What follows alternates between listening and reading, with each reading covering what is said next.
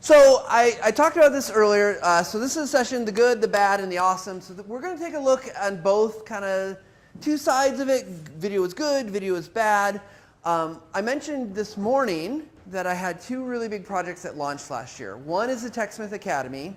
And I've got cards up here I can give you because it's a free resource to go and learn about video, creation of video.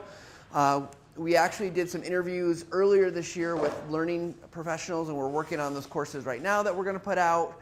But it's a free kind of resource to help not even just our customers, but anyone that's interested in learning about making video. But that was a really big endeavor with creating video, and I saw a lot of the good and I saw a lot of the not so good. The other thing that I did was the Camtasia certification. And I want to be really clear, I did not do all the video for the Camtasia certification. It's like 15 hours worth of video content, and we actually worked with a vendor to do that. He's someone that I've known for a number of years. Actually, he was a former TechSmith employee, had built his own course already, and so there was some timing stuff that made it easy. But again, so when I'm talking about video, it's not just me making video, it's looking at kind of this bigger, broader perspective. Come on. You can do it. No, whatever. Okay. So for those that are here that are making video, why are you using video? What are the reasons video comes up in the list of things that to do? Or maybe it's not. It's fast. It's fast? Cool. Yeah, I was going to say, oftentimes we either want like screenshots of where to click in what order, and it is just faster to turn on the screen sharing software, record it, and email that to them in a formatted document. Yeah, if you're gonna document anyways, might as well record it, might as well give them extra context of the kind of the audio saying, hey, now go up here, do this, right? Or maybe there's something wiggly about it you have to explain.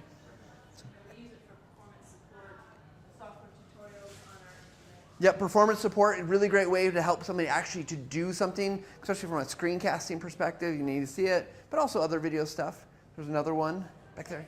Same thing, okay. Any other reasons? Yeah. Just engagement, what we did was ask our leaders to shoot like 1 or 2 minutes of video, talk about what learning resources are valuable to you. Right? Yeah. And then you can cascade that to the organization, and 1 to 2 minutes everybody can take. Yeah, and so you guys, I think, are all hitting on some really reasons why I think video is so valuable, right? So I think we'll go through these pretty quickly, but from a benefit standpoint, there's a lot of understanding that can be gained through video. They can see it, it's probably faster. You can show the action, especially anything that's a little bit more complex that has motion. Video becomes really good because you can see it. Even I was talking to someone, she was working, works with a lot of companies that do a lot of serious kind of engineering stuff like robots and spaceship stuff. And she was talking about this robot had these track system for its wheels, and they had to teach people how to change the tracks on them. But there's only 3 robots that they had made. And so you could document that and you could do pictures, but there was some finagling you had to do with the tracks to kind of twist it to get it on. And of course video made sense for that because you could show that action where you can write up well, now turn the tracks at an 18-degree angle and that's not going to make much sense to most people. This other thing, I think it comes down to the leaders, right? There's this human connection. Yeah, it's video, and you might not maybe think of it that way, but there's something about when you put that person, that expert, on camera, even if it's just a little webcam video, right? You can see their eyes. You can see the intent. You know kind of intonation, what they're saying. I mean, we've all been there. We've all got the email that we've read, and we're like, well, what are you saying? Oh, this person, because it reads poorly, and they're like, no, I wasn't thinking that at all. And you're like, okay, maybe it's just me. But there's this human connection we can make with video. So that's a really powerful thing about it. You can also get a consistent message and tone. So if you have a message that needs to be scaled across time and you want it to be consistently delivered, video is really great because the person, first of all, only has to do it once, and you can kind of work with them, coach them, help them to make sure it's going to be received so that they're not coming across as maybe snarky or snide or maybe depressed for whatever reason. You can really control the tone and how the message is delivered. You still can't control reception. I mean, that's on the learner, the individual to receive it, but I think it's important that if you want the delivery to be the same. Also, I kind of mentioned this before, but just context. From a context standpoint, right? Having a video, you get all this additional information. in text or just a photo, it's kind of one-dimensional, but we're adding layers of audio, we're adding just the video, and then there might be other things and elements that you add onto that to provide a deeper amount of information.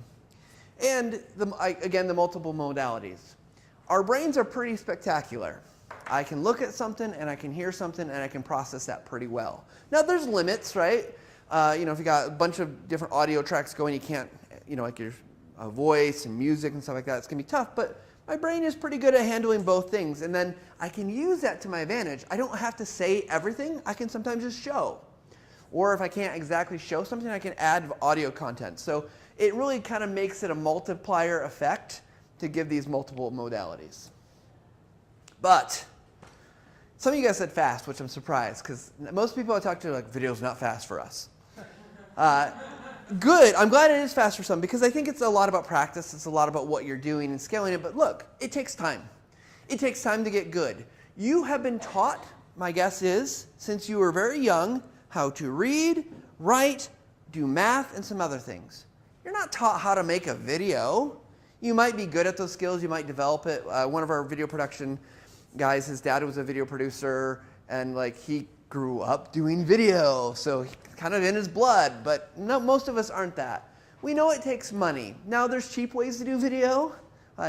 Look, I work for a company that makes screen capture software. You buy the software, you can make a video, sure.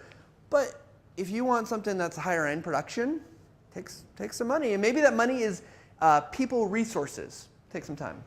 And then you just lack experience, right? If you haven't made 1,000 videos or 100 videos or even 10 videos, it takes a lot of effort to get, how do you write a script? How do you do a storyboard? How do you film? I mean, look, all of us that have ever made lots of videos, we know we make mistakes at times. We might end up with, say, blurry footage of your speaker in the beginning of the sessions, and that's why you have to reshoot it. Whatever the reason, you can just run into challenges. And it might not be intentional, just sometimes something wasn't quite right. The other things to think about downside is infrastructure.